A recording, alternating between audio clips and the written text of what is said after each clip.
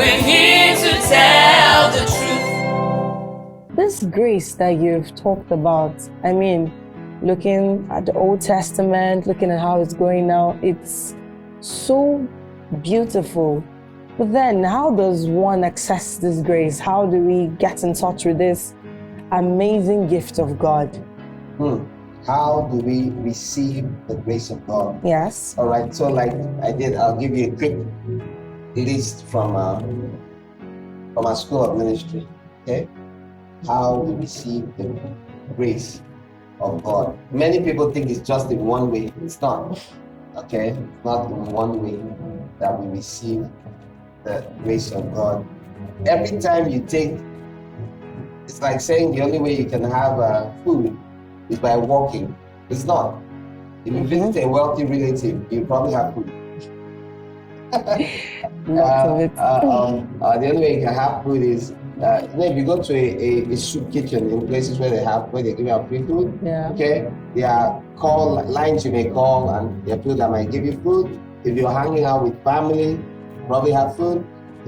I mean, there are other ways of getting food. If you go walk in a place where they pay with food too, apart from money, you have food.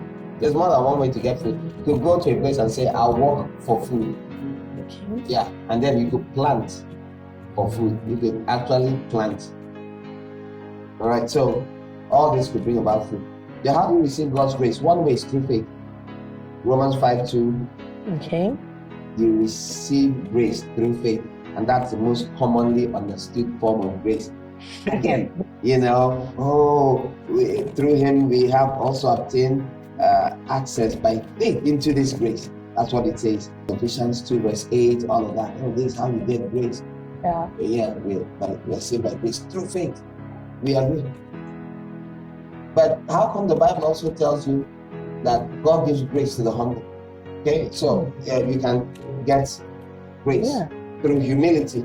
We find that in the book of James 4:6, 2 Corinthians 12:9-10, where he says, when you are weak, then you should be strong.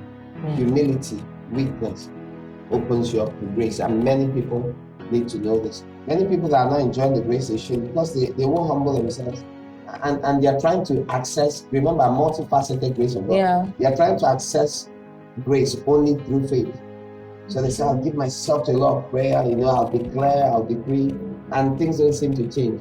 When they could just humble themselves in certain ways God is demanding, and grace will come. There are so many stories of people enjoying favor. Remember what grace is? Yes. So many times there are people who are praying about all sorts of things. I mean, I've seen this so many times, and someone could just go to a parent or someone they offended and apologize.